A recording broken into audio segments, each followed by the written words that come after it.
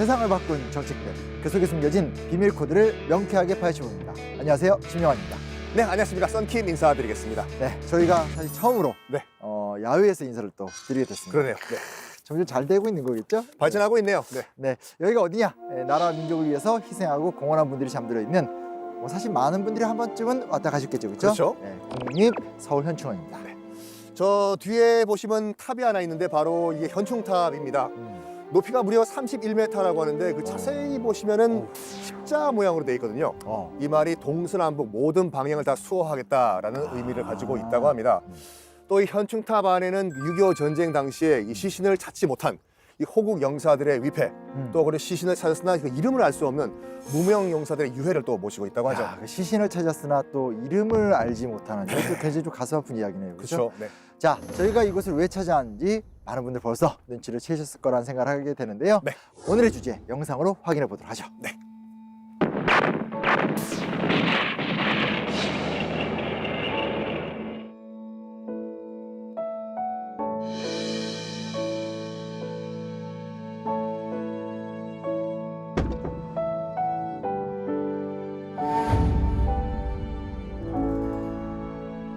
예, 그리고 이제 보온에 대해서 이야기할 적에 사실 우리가 좀 막히는 부분이 있습니다. 네. 용어. 그렇죠. 예, 실제로 이제 순국선열, 호국영령 많이 쓰기는 하지만 뭐야? 정확한 의미를 잘 모르시는 분들이 많으세요. 그렇죠, 그렇죠. 조금 네. 당황스러울 수 있는데 제가 좀 설명을 해드리도록 하겠습니다. 자, 순국선열 같은 경우는 빼앗긴 나라를 되찾기 위해서 독립운동을 하다가 순국하신 열사분들을 뜻하는 말이고요. 아, 네. 그리고 호국영령은 전쟁터에 나가서 나라를 지키다가 돌아가신 그렇게 희생되신 분들을 가리키는 말입니다.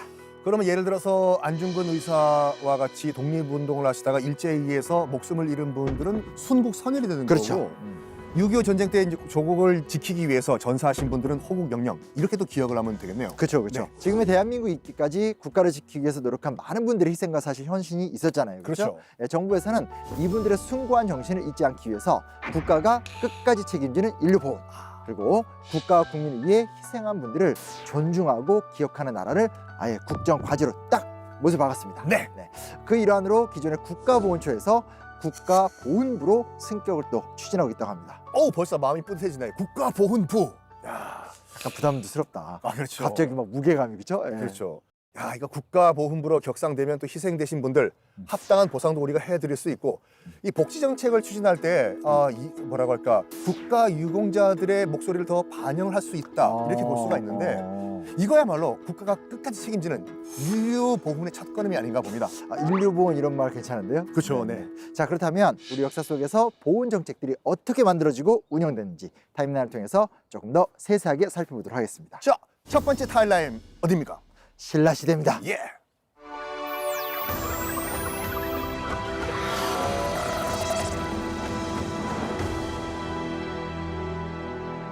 한 국가가 용성했던 이제 시기를 살펴보게 되면 네. 이 보훈 정책도 탄탄했다는 것을 역사 속에서 확인할 수 있습니다. 그렇죠. 그 첫 번째 나라가 바로 치열한 전쟁 끝에 삼국을 통일했었던 신라입니다. 신라. 네. 실제로 삼국사기를 보게 되면 문무왕이 삼국을 통일한 다음에 신하들에게 이제 이야기를 합니다. 네. 공을 세운 자에게 상을 베풀고 전사한 자를 추모하라. 아주 중요한 좀 명령을 했다는 기록이 네. 남겨져 있고요. 나라에서 국가를 위해서 희생한 사람들에 대한 이 포상과 추모를 직접 챙겼다는 것을 현재도 확인할 수 있게 되는 거죠. 맞습니다. 그 실제로 삼국 통일에 결정적인 역할을 한 김유신 장군. 이 김유신 장군에게 이제 문무왕이 이런 말을 했다고 합니다. 만일 그 대공이 없었다면 나라의 흥망을 알 수 없었다라고 하면서 사실이지. 사실이에요. 그러니까 신라의 최고 관대인 태대각간이라는 칭호도 내리고 또 시급, 집과 땅이죠. 500호도 내리고 그리고 결정적으로 야, 이건 참 대궐에서 몸을 굽히지 않아도 된다라는 어명을 내렸다고 해요. 문무왕 앞에서도 대왕님 식사하셨습니까? 마지막이 제일 땡긴다. 그렇죠? 네.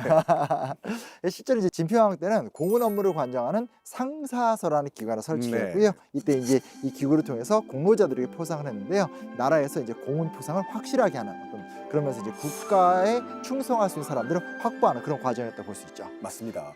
나라가 나를 끝까지 지킨다, 책임진다, 나가자, 싸우자, 이기자 이런 분위기겠네요. 이런 분위기면 정말 확실한 공은 포상은 애국자를 만들어준다 이렇게 또 보면 되는 거죠. 그렇죠, 그렇죠. 네. 신라 같은 경우는 상사서라는 기구가 있다고 했잖아요. 네. 고려 시대 같은 경우는 고공사라고 하는 또 보훈 제도가 있었다고 합니다. 네네. 이 전사한 군인에 대해서 왕이 친필을 하사하고 모든 경비를 왕실에서 지급해서 전사제에 대한 제사를 국가 예산으로 이 전사제에 대한 제사를 지냈다고 하고요. 이 모든 과정을 이제 국왕이 직접 관여해서 챙겼다고 합니다. 네. 그리고 또 고려는 불교 국가잖아요. 불교 국가죠. 네, 그래서 신흥사라고 하는 절을 지어서 이 보훈자들의 공로를 또 별도로 또 알리는 작업도 했다고 합니다. 네. 또 이 전공을 세운 사람들에게도 확실한 보상이 또 이루어졌다고 합니다. 전공은 특별히 중요한 건데. 중요하죠. 그렇죠, 그렇죠. 고려 말기 명장 이성계 장군. 그래서 좀 인정을 해줘야 돼요. 인정해야죠. 너무 안 유명해. 아 그냥 뭐 활 신궁이었죠. 그냥. 네.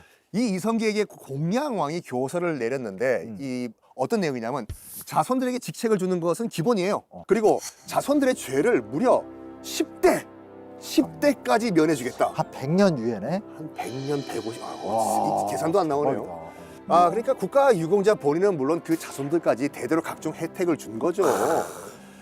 황하가 허리띠까지 좁아지고 태산이 숫돌과 같이 작게 되어도 공을 잊기 어려워 벽상에 얼굴을 그리고 그 부모와 처에게 직을 봉하고 자손은 음직을 주고 죄를 면하게 하면 10대까지 미치게 하라 이 말이었죠. 약간 중간에 내시턴을 갈 뻔했는데 잘 살리셨어요. 위트였어요. 약간 밑에였는데 그죠? 네. 근데 이게 진짜 멋있다 그렇죠? 멋있습니다. 네네. 뭐 사실은 언제나 인류 역사에서 전쟁이나 환난 같은 것이 일어나게 되잖아요. 네. 조선시대도 마찬가지였는데 그만큼 많은 사람이 희생이 될 수밖에 없었고 이런 것들을 또 해결하기 위해서 조선시대 같은 경우는 충훈부라는 제도를 또 두었다고 해요. 아, 네네. 네, 그래서 이제 공적에 맞춰서 상원을 내렸고 이제 또 돌아가시면 그에 맞춰서 극진한 예를 갖춰서 또 제사를 지내셨다고 합니다. 네. 실제로 이제 선조하면 약간 이미지 안 좋긴 하지만 그래도 선조가 또 노력을 많이 했습니다. 그렇죠. 네. 선조 같은 경우는 임진날 후에 전쟁에 공이 있는 관료들을 선무공신으로 또 선정을 했고요. 네. 그 화상, 그러니까 얼굴을 이제 초상화를 그려서 후세에 전하도록 하고 본인과 가족에 대한 관작과 풍계를 또 올려주기도 했고요. 네. 무엇보다도 이제 경제적으로 사실 보상의 꽃은 돈이죠. 네. 좀 그건 그래요. 네. 부정할 수 없죠. 네. 은전을 내려주는 등 이제 공적의 정도에 따라서 체계적인 보상 정책을 실시했다고 합니다. 네. 솔직히 이제 임진왜란 때 이순신 장군의 공적, 이순신 장군이 안 계셨으면 참 역사가 바뀌었을 거예요. 너무 커요. 너무 커요. 공적이 너무 커요. 공적이 너무 컸기 때문에 이순신 장군의 업적이 정조 임금이 또 이순신 장군의 공적을 취하기 위해 가지고 직접 이순신 장군의 신도비를 썼다고 하는데 임금이 신하를 위해서 비물을 쓴다? 이건 전례가 없을 정도라고 하니까 그만큼 이 충신에게는 확실한 보상을 내린 거죠. 그러니까 지금이야 뭐 편지 하나네 이렇게 생각하지만 그때는 이제 진짜 그 어떤 심리적인 그죠? 감정적인 영광인 거죠. 그렇죠? 맞습니다. 네네. 또 이제 전쟁 공신들의 후손들, 이게 또 후손이 언제나 중요한 건데 군역 면제 혜택을 또 줬다고 합니다. 네. 게다가 또 공신들의 자녀는 그 나라를 위해서 또 돌아가셨지 않습니까? 그렇죠. 또 아버지나 또 이런 분들이 그래가지고 나라에서 먹고 살 걱정이 없게 또 해줬다고 합니다.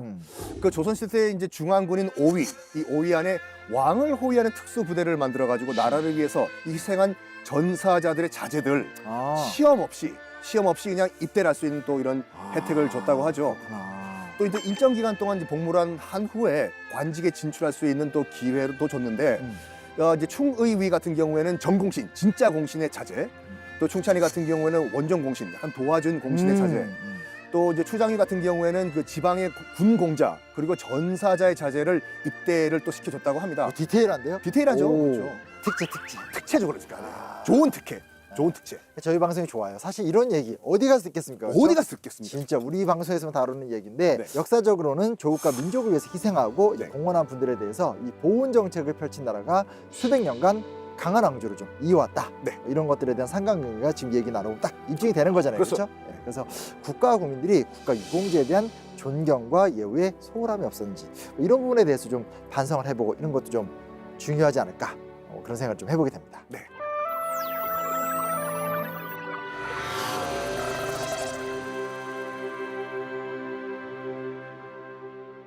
근대적인 보훈제도가 시작됐던 때가 1950년대입니다.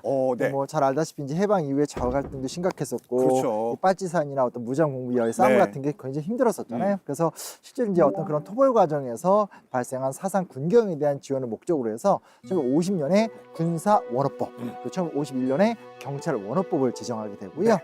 하지만 이제 곧이어서 6.25 전쟁이 또 발발을 하게 되니까 맞습니다. 이 전후 복구 사업 같은 게 어마어마하게 돈이 많이 들기 때문에 네. 법은 있었지만 사실상 제대로 된 지원을 못했었던 상황이었었고요. 또 그래서 이제 이런 문제들을 좀 해결하기 위해서 1961년 8월 5일날 군사 원호청을 새롭게 창설을 해서 여러 기관에 분산됐던 원호 업무를 싹 통합하고 새롭게 이제 정책들을 추진하게 됩니다. 자, 저희가 있는 곳, 여기가 와 있는 여기가 바로 50년 현지 임관 전사자 추념비라는 곳입니다. 그러니까 1950년에 임관하신 분들, 그러니까 그 해에 이제 장교가 되신 분들이죠. 대부분 다 6.25 전쟁에 참전하셔가지고 전사를 하셨다고 합니다. 그래서 이제 그분들을 기리는 마음으로 이제 만든 비가 바로 이 비인데, 그 국립서울현충원에 이제 형제묘가 있다는 사실 혹시 아셨나요? 형제묘. 형제묘. 6.25 전쟁 당시 18살 어린 나이에 형님의 뒤를 따라 입대를 한 이천우 2등 중사가 그 주인공입니다. 이 낙동강 전투가 한창이던 1950년 9월 이 형님이 입대한 지 한 달 만에 이 홀어머니를 뒤로 한 채 또 형님 뒤를 따라서 입대를 하셨다고 해요. 참네. 이 서울 수복 작전에 이어가지고 북진을 하고 평양까지 올라갔죠. 평양 탈환 작전 등 주요 전투에서 활약을 하셨다고 하는데, 그런데 안타깝게도 이제 입대 1년 만에 백석산 전투라는 곳에서 또 전사를 하셨습니다. 근데 이천우 2등 중사의 유해는 뒤늦게 이제 발굴이 돼가지고 현충원에 묻혔는데 그 장소가 바로 형님 옆이었어요. 이천우 2등 중사 형님 역시 이제 전쟁 중에 사망을 해가지고 현충원에 잠들어 있던 상태였는데 그 원래 6.25 전사자는 원칙적으로 대전 현충원에 이제 안장이 되는 것이 원칙인데 이 나라 사랑과 이 호국 정신의 본보기를 삼기 위해서 서울 현충원의 형님 묘에 나란히 안장하기로 결정을 하고 이 호국 형제라고 명명했다고 합니다. 잘했네. 그래도. 잘했습니다, 진짜네. 사실 널리 알려졌다시피 6.25 전쟁 피해가 너무 컸잖아요. 그렇죠. 네. 그래서 뭐 단순 통계만 좀 살펴보더라도 당시 국방부 발표를 보면 한국군과 유엔군 전사자가 17만 명이 넘어요. 상상이 안 되는 숫자라고 할 수 그렇죠, 네. 있겠고요. 부상자도 한 55만 명 정도.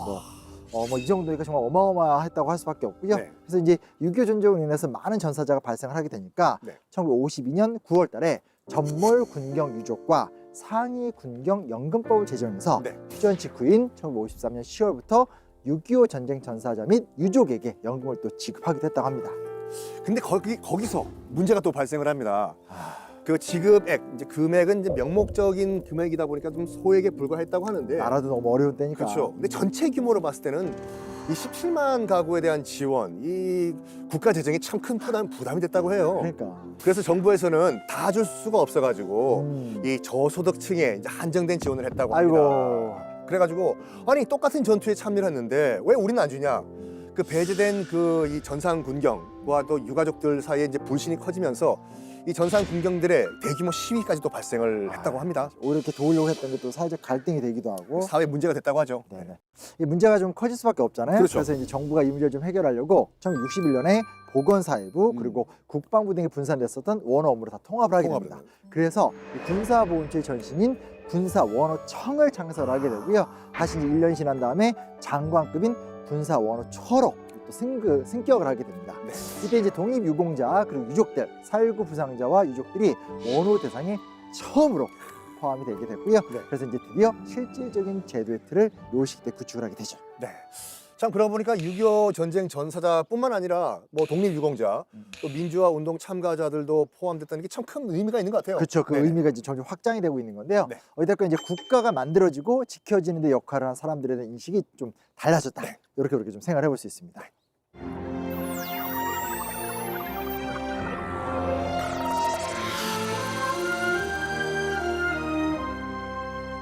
자, 6월달 현충일이 있는 달이기도 하고 그렇죠. 또 우리가 항상 자연스럽게 외우죠. 호국보훈의 달. 호국보훈의 달. 그렇죠. 호국보훈이 그럼 어떤 의미를 지니고 있을까요? 글쎄요. 이런 거 이제 다들 좀 당황해하게 그렇죠, 되는 느낌은 아는데 그렇죠? 말 그대로 이제 호국과 보훈의 뜻을 살펴보자면 나라를 지키고 보호한다는 뜻이 호국이고요. 그리고 공훈에 보답한다는 의미로 이제 보훈을 합친 말이라고 합니다. 그래서 나라를 지키고 나라를 위해 힘쓴 사람들의 공훈에 보답한다. 그런 뜻을 갖고 있는 거죠. 자, 6월은 우리나라에서 정말 중요하게 다뤄지는 정말 큼직한 사건들이 많은 달입니다. 유독 많아. 유독 많아요. 네. 그런데 참 우리가 이 자유와 평화를 누리고 있지 않습니까? 네. 자, 이게 가능했던 것은 정말 수많은 위기와 전쟁 속에서 국가를 위해 목숨을 희생하시고 공헌하신 분들이 정말 계셨기 때문인데 혹시 6월 1일이 무슨 날인지 아십니까? 6월 지금 혼자 막 6월 25일, 6월 6일 이런 거 생각하고 있었는데 네. 갑자기 뭐죠? 6월 1일. 이게 바로 의병의 날이라고 해요. 이거 언제 정했대요? 야, 이게 이게- 부끄러워지네. 아니. 그러니까 임진왜란 발발이 있은 후에 이제 열흘도 되지 않은 그 1592년 4월 20일 이 동해번쩍 서해번쩍 홍희 장군 또 이 곽재우 장군이 처음으로 의병을 일으킨 날인데 이 날을 기념하자고 이제 양력으로 환산을 해보니까 그게 6월 1일이 되거든요. 그래서 양력 돌리니까. 그래서 의병의 날로 정해졌다고 합니다. 정말 중요한 날인데 그렇죠. 갑자기 좀 놓쳤다는 사실에 대해 좀 부끄럽네요. 아유, 그리고 이제 또 현대사의 가장 큰 전쟁을 남은 6.25 전쟁도 사실 뭐 6월에 일어났다. 그렇죠. 알고 있는 사실이고요. 네. 그리고 제2연평해전. 아유. 이 제2연평해전도 6월에 또 시작된 사건이고요. 네. 유독 6월 달에 뭐 사건 사고도 좀 많습니다. 네. 우리가 잊어서는 안 되는 날들을 기억하고 감사의 마음을 갖는 달. 그게 바로 호국보훈의 달의 의미일 텐데요. 호국보훈의 달은 1985년 1월 1일에 정해졌습니다. 네. 1985년 군사 원호처. 지금 조금 용어가 낯선데 그렇죠. 군사 원호처가 지금 우리에게도 익숙한 이름인 국가보훈처로 개칭을 하게 됐고요. 네. 순국선열과 호국 영령을 추모하기 위해서 호국보훈의 달로 이제 6월을 딱 정하게 됐습니다. 그래서 이제 호국보훈을 실천하는 것을 이제 주된 업무로 삼게 되면서 본격적인 보훈 사업이 이제 시작이 됐다 이렇게 보시면 좋습니다. 맞습니다. 또 중요한 게 뭐냐면 원호 대상자 방금 언급하셨던 어려워요. 이건 너무 어려워. 그렇죠. 원호 대상자에서 이제 국가 유공자로 호칭이 변경이 됐는데 여기에 관련된 사건이 하나 있었습니다. 바로 1983년 미얀마, 당신 버마였죠. 미얀마에서 발생한 아웅산 폭탄 테러 사건. 충격적인 사건이었죠. 사건이었죠. 당시 이제 북한이 전두환 대통령을 암살하기 위해서 이제 벌인 폭탄 테러였는데 대한민국 수행원 등 17명이 사망을 했습니다. 많이 돌아가셨어요. 많이 돌아가셨죠. 네. 이 한 나라의 관료가 정말 한꺼번에 이 참변을 당한 사건, 세계 역사상 유례가 없는 정말 큰 충격적인 사건이었는데 네. 대한민국 당시 충격과 슬픔, 심지어는 북진하자 이런 주장까지 있었죠. 화가 막 나니까. 그러니까요. 이 모든 국민이 그 사건에 이제 관심을 가지게 됐습니다. 그러자 이제 국가 업무를 위해 이러다가 순직하신 17분을 단지 원호 대상자로 처우하는 것이 좀 그렇다.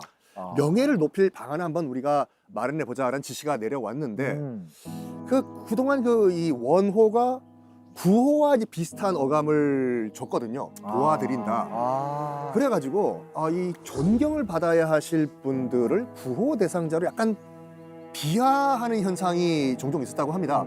그래가지고 이 원호처를 보훈처로 바꾸고 원호 대상자를 국가유공자로 명칭을 또 바꾸게 됐다고 합니다. 그러니까 용어를 바꾼다는 게 참 중요한 것 같아요. 그렇죠. 우리가 딱 이해도 쏙쏙 되고 그만큼 조금 더 그 의미도 알게 되고 그렇죠? 맞습니다. 실제로 이제 이 사건을 기점으로 해서 국가유공자 예우 등에 관한 법률이 또 제정이 됩니다. 네. 그래서 이제 원호 제도가 생계지원 유지였었거든요. 국가유공자 예우 제도로 이제 개편이 되면서 이제 법률 자체가 물질적인 지원과 함께 정신적 예우를 함께 좀 탄탄하게 해드리는 것에 이제 포커스가 바뀌게 됩니다. 맞습니다. 자, 저희가 있는 곳이 어디냐면 파월 전몰 영령 추모비입니다. 파월이란 말, 이게 정말 지금은 잘 안 쓰는 말인데 그렇죠? 그렇죠. 올라물은 이제 파병됐다 이 말이죠. 맞아요. 이 베트남전에서 전사하신 분들을 기리는 곳이 바로 이곳인데 베트남전에 참전해서 돌아오신 분들 가운데서 많은 분들이 그 고엽제, 고엽제 후유증으로 고통을 받고 있지 않습니까? 네네. 그래서 그분들이 이제 보훈 대상이 된 게 1990년대라고 합니다. 이 전쟁이 끝나고 한참 후에야 이제 국가의 지원을 받을 수 있었다 이 말이죠. 좀 속상한데 너무 늦었어요. 맞습니다. 이건 뭐 20-30년이 지나서 그렇죠? 실제로 이제 1962년에는 이제 약 20억 원 정도로 이제 아주 좀 작은 단위로 국가 보훈 사업이 시작이 됐고요. 네. 그러다가 1990년대가 되면 3,742억 원. 많이 그래도 개선이 됐죠. 네. 그렇죠. 그래서 좀 지원 액수가 늘어나게 되면서 국가를 위해서 노력했던 분들에 대한 좀 재정적인 지원 자체가 좀 파격적으로 확장이 됐다고 하게 되고요. 네. 이후에도 계속 이제 보훈 정책에 대한 국가적인 재정 투여가 많이 좀 진행이 됐거든요. 네. 그래서 국민들 같은 경우는 당연히 뭐 보훈에 대한 인식도 높아지게 그렇죠. 되고 국가 정책에 대한 관심도 높아지게 됐고요. 네. 그 결과로 이제 국가 재정이나 국민 성금 같은 것들이 계속 확충이 되면서 네. 최근에 이제 6조 원 가까이 그 재정이 또 충당이 됐다고 합니다. 그러니까 초반에 비해서 많이 늘긴 늘었지만 좀 아직까지 좀 아쉽습니다. 이 전체 국가 예산의 1% 정도밖에 안 된다고 하니까 좀 많이 아쉬운데 앞으로 이 국가 보훈에 대한 재정 지원 좀 팍팍 늘어나가지고 더 많은 국가 유공자들이 예우를 받을 수 있는 그런 환경이 좀 생겼으면 좋겠습니다. 참 많이 늘었는데도 아직은 좀 아쉽네요. 아쉽죠, 네.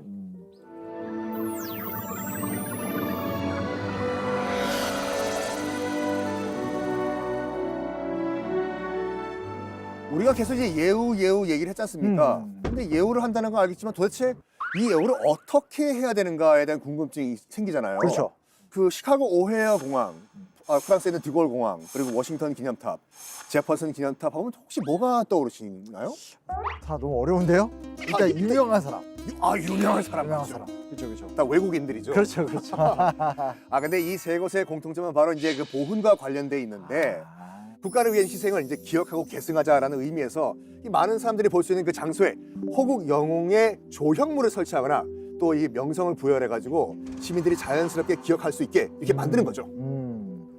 이 캐나다 오타와 의사당이나 프랑스 파리 개선문, 그리고 이제 호주 멜버른 추모관 같은 경우도 이제 호국 영웅 선양의 사례라고 볼 수 있다고 합니다. 네네. 대부분의 선진국가 같은 경우는 호국 영웅들의 명예나 또 권익 보호 이런 것들에 대해서 이제 국가 정책적으로 아주 중요한 과제를 설정해서 또 지원하는 것들을 우리가 또 확인할 수 그렇죠. 있거든요. 또 국립묘지와 같은 현충시설 같은 경우는 호국 용사의 위훈과 명예 선양의 중요한 기준이 되어서 이는 다시 국민 역량의 결집으로 또 이어질 수밖에 없겠죠, 그렇죠? 그렇죠. 그래서 보훈 기념 행사는 국가의 정체성을 확인하고 그리고 국민의 나라 사랑 정신을 이끌어 올리는 데 있어서 가장 또 직접적인 방법이 될 수 있습니다. 맞습니다. 즉 보훈 선양 제도는 보훈 대상자와 일반 국민 모두에게 적용이 되는 중요한 보훈 정책이라는 거 꼭 좀 기억할 필요가 있죠. 그 호국 영웅들을 잊지 않기 위해서 국가보훈처에서는 매달 이달의 전쟁 영웅 그리고 이달의 독립운동가를 선정하고 있습니다. 자, 이달의 전쟁 영웅으로 뽑혔던 분 가운데서 기억나는 분이 한 분 계십니다. 바로 현봉학 박사신데 영화 국제시장 보셨죠? 봤죠? 재밌었어요. 재밌었습니다. 자, 영화 국제시장으로 다시금 재조명을 받았던 그런 인물입니다. 일단 영어를 잘하셨어요. 미국에서 의대를 나오셔가지고 또 이분이 또 소아마비로도 군 복무 이제 면제 대상임에도 불구하고 이 전쟁 6.25 전쟁이 터지자 이제 바로 한국 해병대 소속 군의관으로 이제 자원 입대를 하십니다. 또 이제 인천 상륙 작전에 성공한 국군과 유엔군 기세를 몰아서 쫙 이제 압록강까지 올라갔지 않습니까? 그렇죠. 그런데 그해 겨울 중공군이 또 밀려 내려오죠. 그래서 미군이 서둘러 철수 준비를 하는데 국군과 유엔군은 남쪽으로 떠나기 위해서 몰려든 피난민들 이 흥남부두에 몰려 있는 걸 보게 됩니다. 영화에서 정말 봤어요. 너무 안타까운. 맨 첫 장면이죠. 맞아요. 그래가지고 이때 통역 장교로 참전한 현봉학 박사, 그 알몬드 미 10군단장 집요하게 설득을 합니다. 봐라, 이 난민들 놔두고 가면은 다 죽는다. 미국 잘 사는 나라 아니냐? 탱크 버리면 또 만들 수가 있다. 이래가지고 집요하게 설득을 해가지고 원래 정원이 60명이었거든요. 그 메르디스 빅토리호 영화에 나오는 거기에 10,000명 이상의 피난민을 성공적으로 승선시켜서 흥남부두를 탈출합니다. 그 생명을 살렸던 거네요. 그렇죠. 근데 아까도 이제 말씀드렸듯이 이제 이 보훈이라는 게 사실 점점 의미가 확대가 되고 있잖아요. 그래서 뭐 사유경영이라든지 여러 곳에서 굉장히 좀 나라를 지키는데 큰 공을 세우셨던 분들을 많이 이렇게 우리가 기리고 있는데요. 실제로 이제 이달의 독립운동가 같은 경우도 점점 좀 다양한 분들이 선정이 되고 있어요. 그래서 실제로 이제 우리가 좀 익숙한 무장투쟁 같은 걸 했었던 독립운동가부터 시작해서 한국의 독립을 위해서 함께 노력했었던 외국인들, 또 그리고 이제 항일 작품을 쓴 예술인들도 다 등재가 되고 있습니다. 보폭이 넓어지고 있는. 그렇죠. 근데 그 중에서 이제 또 하나 또 좋은 이야기를 해주셨기 때문에 저도 하나 또 소개시켜드리고 싶은 얘기가 있는데요. 부탁드립니다. 바로 제주 해녀 항일 운동을 주도했었던 부추나 김홍영, 부덕량 등이거든요. 실제로 이제 제주 해녀 항일 운동 같은 경우는 일제 강점기 여성들이 주체가 되었었던 대표적인 민족 운동으로 분류를 할 수 있습니다. 무려 연인원 17,000여 명이 참여했었고요. 규모로 따지게 되면 제주도 최대 규모의 항일 운동으로 평가를 받고 있습니다. 일제와 해녀 조합 사이에서 이제 격렬한 이제 갈등이 일어났고요. 이 과정 속에서 이제 제주 해녀 항일 운동을 주도하셨던 분들이 바로 이 세 분입니다. 실제로 낫과 호미를 들고 해녀 시위 이런 것도 또 주도하셨고요. 그리고 이제 세 분이 결국은 주도자니까 경찰에 체포가 돼서 미결수로 무려 6개월간 제주 경찰서 유치장에 수감이 돼서 온갖 고초를 다 겪으셨다고 합니다. 아이고 이런. 좀 안타깝게도 이 부덕양 선생 같은 경우는 고문 후유증으로 몸이 극도로 쇠약해지셔서 결국 이제 폐병으로 돌아가시게 됐고요. 올해가 제주 해녀 항일 운동 90주년이라고 합니다. 그래서 사실 좀 현재 많이 안 알려졌는데 네. 이 사건 또 우리가 배우고 그러면서 또 어떤 호국 보훈의 의미를 좀 더 깊이 있게 돌아봤으면 좋을 것 같습니다. 그렇습니다.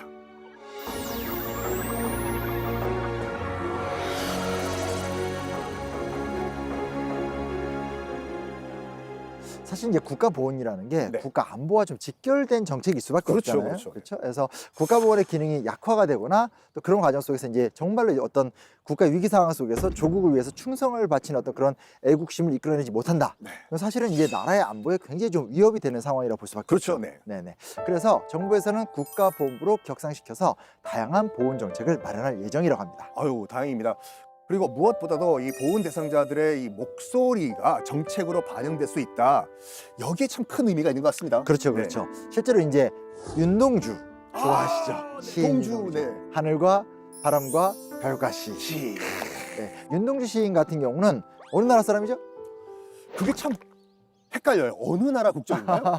실제로 이제 우리 입장에서 당연히 우리나라 사람이긴 한데 그렇죠. 네. 이제 실제 윤동주 같은 경우는 일제 핍박을 피해서 조국을 등재해야 했었던 북한도 이주민 3세대이기 때문인데요. 네. 일제 강점기 시절에 탄압을 피해서 국외에서 독립운동을 했던 분들 중에서 광복 이전에 사망한 경우, 네. 그러니까 이 대한민국 직계 후손이 없다면 공적 서류상 적을 갖지 못하던 게 기존의 법이었다고 해요. 아유, 안타깝네요. 그렇죠. 그러니까 이제 이런 과정 속에서 시인 윤동주가 정말 대한민국 사람들이 다 좋아하고 우리가 가장 사랑하는 시인임에도 불구하고 무국적자로 이제 법률적으로 분류가 됐던 거죠. 아이고.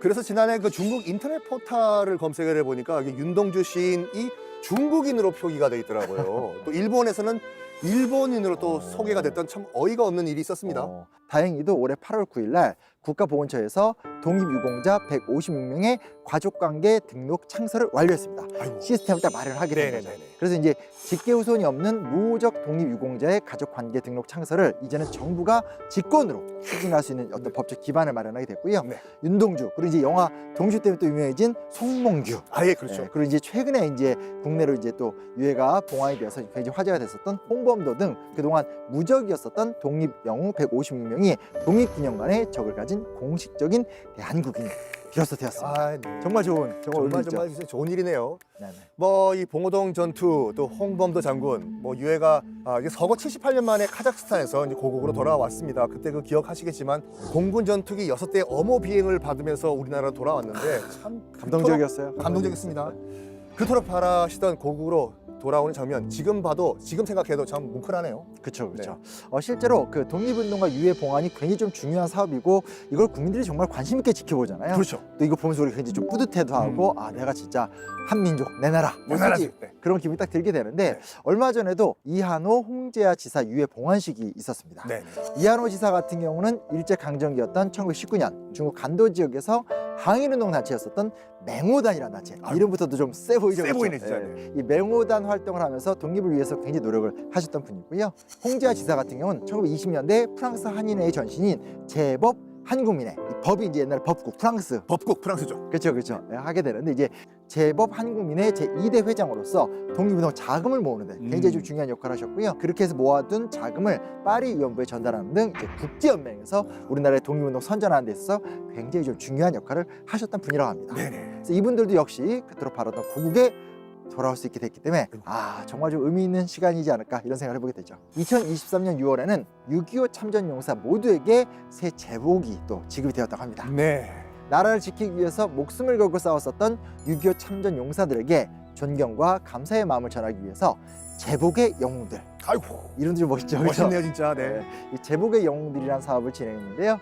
이게 이제 발전이 돼서 참전 용사 분들에게 새 제복을 드리게 된 거죠. 네.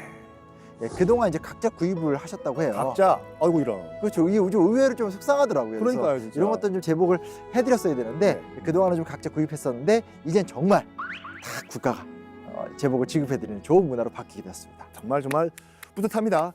자, 그러고 보니까 또 6.25 전쟁 때 우리 대한민국을 도왔던 22개 또 참전국의 이 보답하는 보훈 외교 행보도 계속된다고 하니까 이 보훈 외교를 통해 가지고 참전국과 이 협력 단계 한 단계를 또 진일보시키는 그런 계기가 될 수 있을 것 같아요. 그렇죠, 그렇죠. 네. 그래서 사실은 이제 돌아가신 분들을 기념하고 이런 것도 되게 중요하지만 이 이후에도 이제 우리나라가 여러 역사 과정을 겪기 때문에 네. 다치시거나 아니면 또 이제 그 훌륭한 복무를 마치고 나와서 사회에 적응하거나 이런 게 다 좀 필요한 부분들이잖아요. 그렇죠. 그래서 이제 제대 군인의 안정적인 일자리 확보와 기업의 제대 군인 채용에 대한 관심을 유도하기 위해서요 제대 군인법을 또 개정을 했다고 합니다. 아이고. 이런 적극적인 좀 정책을 앞으로도 좀 계속 펼쳐나갔으면 좋겠다 이런 생각도 해보게 되죠. 맞습니다. 또 우리 대한민국이 세계 경제 10대 경제 강국이지 않습니까? 많이 컸어요. 많이 컸습니다.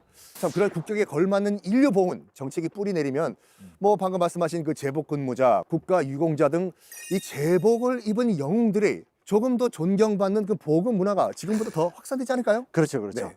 국가보훈처의 국가보훈부 격상이 보훈 문화의 전환점이 되어서 국가유공자의 예우 및 지원 향상은 물론이고 보훈 문화 기반 마련을 위한 제도도 좀 많이 만들어져서 그렇죠. 일반 국민이 함께하는 보훈 문화가 제발 마련되었으면 좋겠습니다. 맞습니다.